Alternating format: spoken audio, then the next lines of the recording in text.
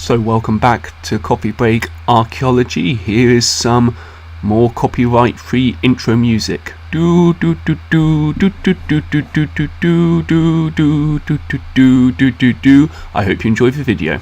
Hello and welcome to Coffee Break Archaeology / Noah Explains It All. And today we are going to be reviewing a book. And what's the name of the book? Stonehenge Luke and the Bluestone. We got this on our trip to Stonehenge, didn't we? Yep, Just after Christmas. Yep. So, what do you like the book, Noah? Yes, I love it. What do you like about it? What's your favourite part? Well, my favourite part is like all the magic in it. When he touches the blue stone, he gets transported into time. Oh wow! So it's quite exciting then. Yeah. And another one of my favourite parts is it has a map on it. So, where they are, you can see where they are in the story. Let's move that a little bit It closer. even has labels.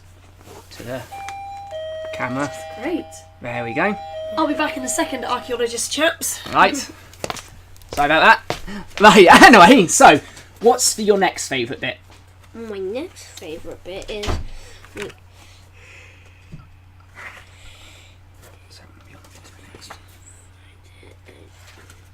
just a few seconds.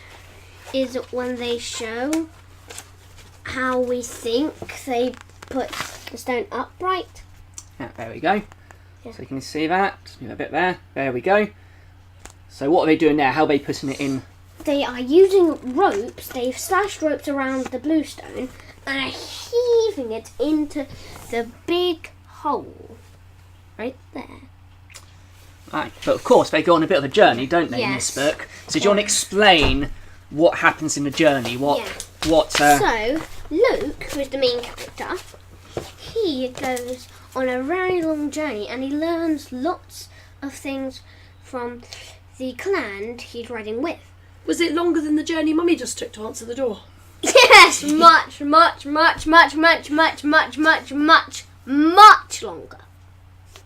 So what else? About 10 million miles. 10 million miles, that would be a long way. And they used just horses, and the bluestone weighed about 6 tons. Wow, that is heavy. Yeah. So what did they do along their journey?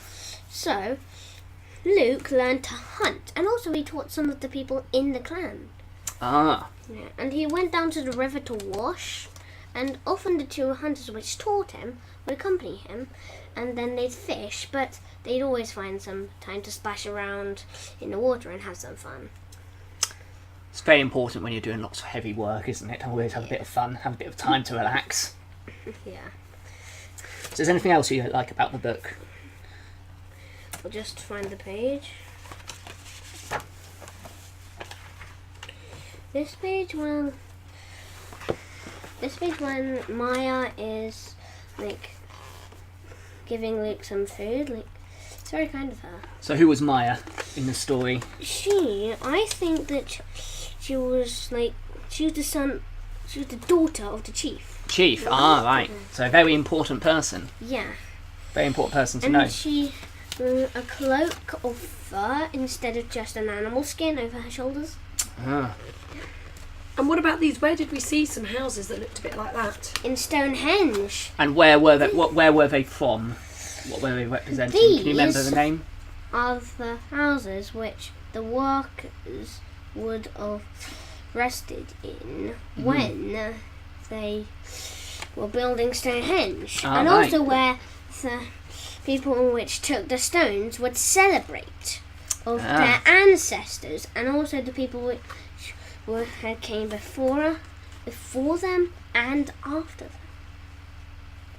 Which would come before them and after them. I think these people must have had their Weetabix. What do you think? Yes. Yeah. So we're looking at that page again. Yep. Yeah. That's good.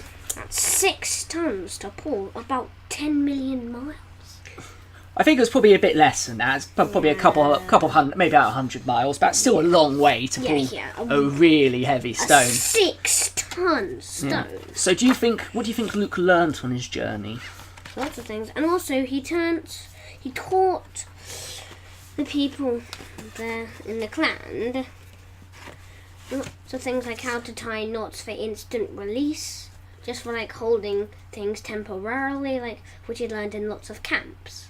So why do you think he was able to teach them things, even though some of them were grown-ups and he was just a boy? Yeah, because he had went to those camps and they didn't have those camps back then. Oh, so we've got more knowledge now than we had Yes. And also But we again- have like technology, don't we? But again, they had some skills that we don't tend to use Yes. nowadays, don't they? Because we don't have to. We're very lucky. We don't have to hunt for our food. We don't have to fend We have off farms. really vicious wild animals unless you live in Australia. Yeah.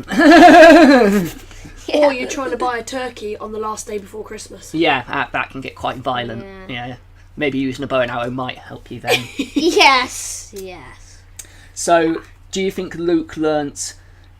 Because it's a lot about, part of him is about him being a bit of a lone at the beginning, isn't it? And when he goes on this journey, he learns how to work with people, doesn't he? He learns Yes, how he to be does. part of the group.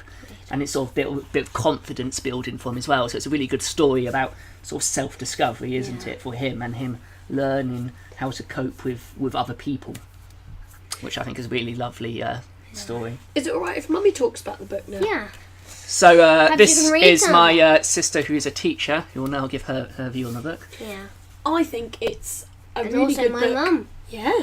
I think it's a really good book for a lot of different reasons. Firstly, it's got a really good blend of factual information and narrative, so it's something that children find very accessible as well as interesting to read.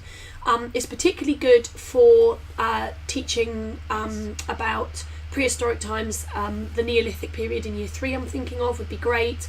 There's a lot of knowledge in here which are facts that we know, as well as a lot of extrapolation that comes from experimental archaeology and things. And it's a really good story, as Kenton and Noah touched on, when it comes to cooperation and being part of a community.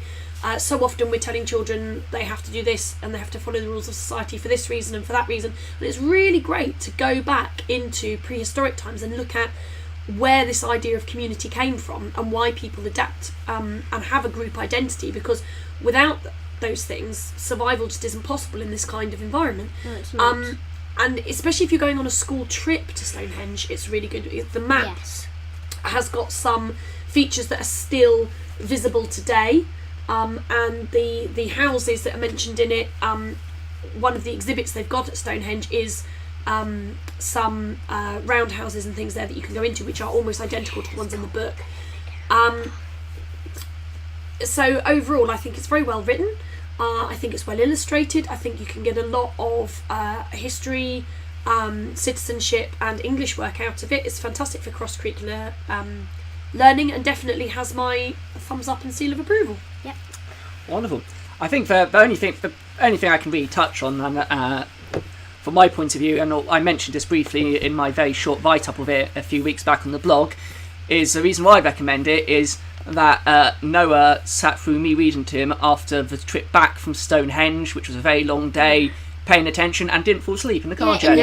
So I think, that should say something about the quality of the story writing. And from an archaeological point of view, it's really great. It touches on some really great things, as I have said, a bit of extrapolation, a bit of stuff we know from archaeology, but also just adding a bit of an imagination to it as well. And you can see that, and imagination is really important. But also enough to give sort of children to sort of formulate some of their own ideas as well, and some great illustrations. And there's a lot of what next as well. What next? The characters are left in a position where you can do a lot of writing about. So what comes next? This is a part of the story. What happened next? And just another thing I should probably point out: this is not a sponsored ad. We're just doing this because we really enjoyed the book. Yeah. Not being paid to do it. We're just we all just really like it. Yeah. So. Now, who's it by? I can't who's see. it by? Sorry, it it's by Barbara Townsend. Well done, Barbara Townsend. Yeah, and illustrated by Very Chantel good job. If you're watching this, then very Borgonji. very I good probably job. pronounced that wrong, but some great illustrations and a really well written book. So that's all good. Now, for extra credit, in the comments, can you name the mask of the superhero supervillain that my nephew was wearing? And named a really obscure 1970s and 1980s TV show on his t-shirt. For extra bonus points in the comments.